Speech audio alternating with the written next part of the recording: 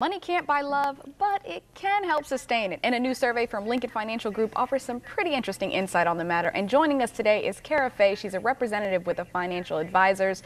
She's here to let us know exactly what the results of those surveys were. Welcome, Kara. How are you?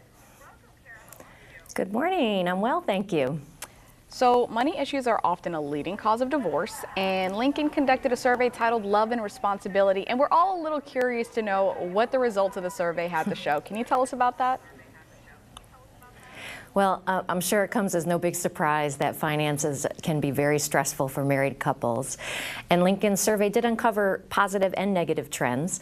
On the positive side, 95% of couples surveyed said they felt it was important to set a plan for their future.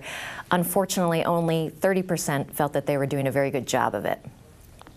So their intentions were good, but the execution wasn't exactly there. That's okay, it happens. It's kind of me with the gym.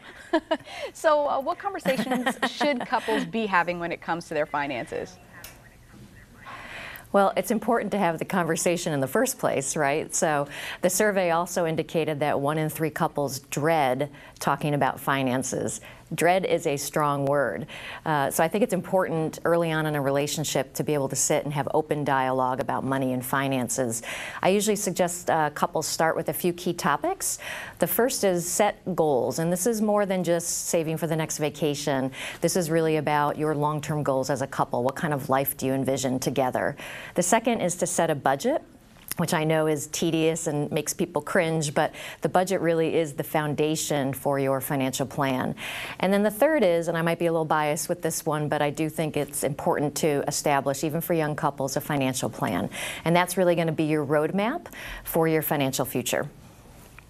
That's great information. So where can viewers go for more information?